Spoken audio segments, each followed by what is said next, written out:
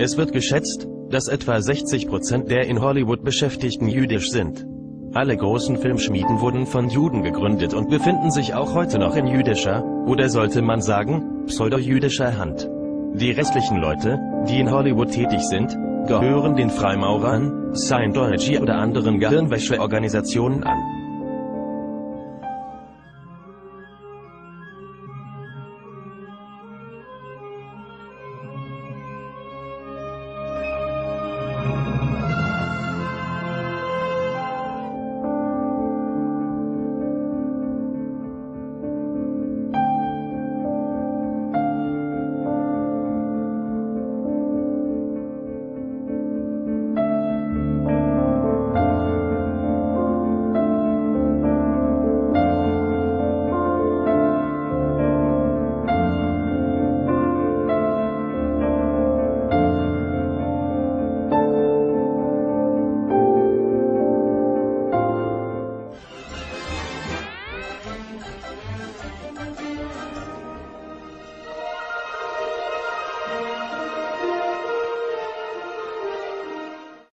Tour of the world's most fully automated office building.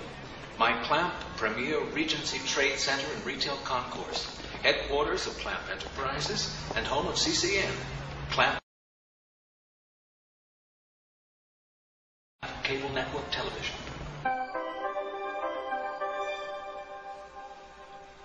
The death of Mr. Wing removes the last obstacle to developer Daniel Clamp's long-delayed Chinatown.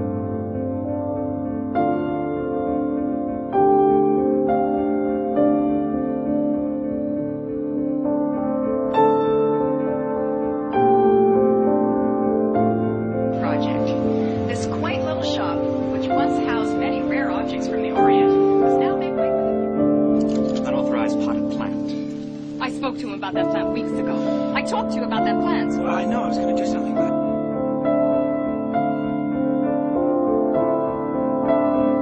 just possible aphid infestation. What's this?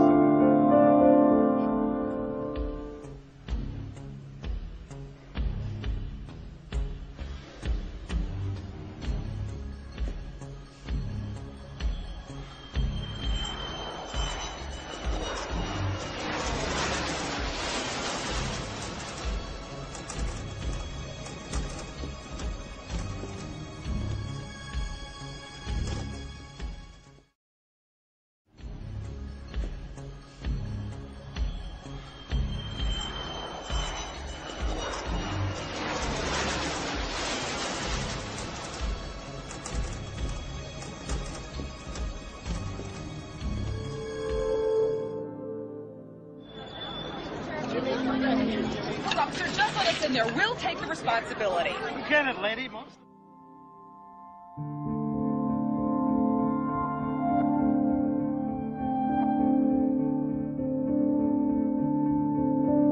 The people are out of there now. Then anyway. what's in there? I've been to Beirut. Yeah? I bet they miss you there.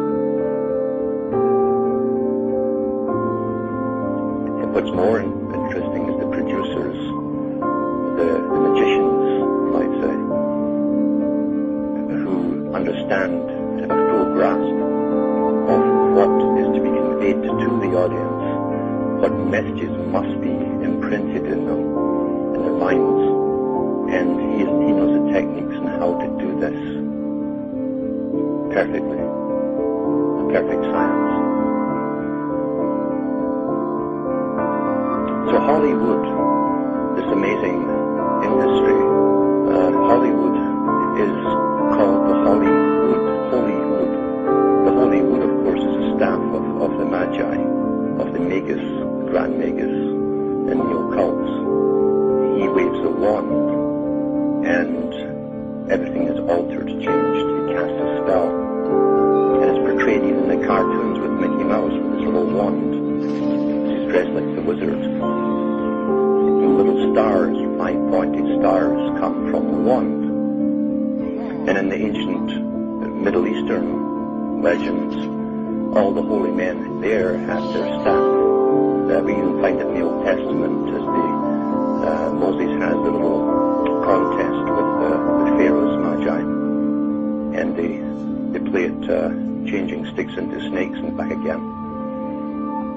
good trick. But the trick of conducting a spell over the audience is by using a staff, the holy wood. Some movies will show you the understanding within Hollywood, at least in the director's part. Many of the actors don't even understand it themselves, but the directors and producers certainly do. And some of the bigger ones are given the information and they're advised on how to get it across to the public. It's not that they have geniuses within Hollywood, per se. It's because their job is to program us as we go into the future, always. There are books out on Hollywood's involvement with making war movies. They churned out I don't know how many war movies in World War II. And they had the full cooperation of the American military and the use of squadrons of tanks and ships and everything to make it very, very realistic, to get the recruitment going to fight the Nazis and then the Japanese. Tremendous part of propaganda, and it's never stopped. And even today, the Pentagon admits they have funded some of the bigger movies to do with war and Jarhead and all this kind of nonsense to get the young guys in, recruits. The movie industry is there to indoctrinate you into possibilities which you swallow as possibilities, and then they actually come out in reality. This technique has been used very effectively since the BBC, in fact, first started up as a radio station for World War I, and they used plays and dramas in serial form, so that you had to tune in every day to get the next part of the exciting story, and it always made sure that it was a cliffhanger at the end of the hour, and then sure enough, everyone tuned in the next day at the right time to get the next part of the story. But in amongst the drama, they were getting propaganda to do with World War I and why the young guys should join up and how much they'd be respected by the women and they'd be heroes. And this is how the technique is used upon the young people's minds. That's why they don't use older guys in the military, except for generals and so on. Young guys think they're immortal. They want, because the tribal instinct within them, they want to be a hero. They want to stand out and save the tribe. That's what sports are portraying too.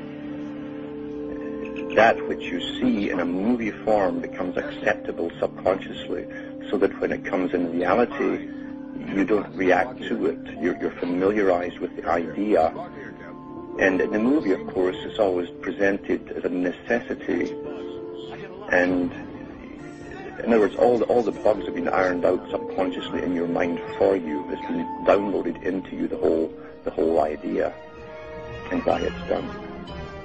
So, this is Hollywood.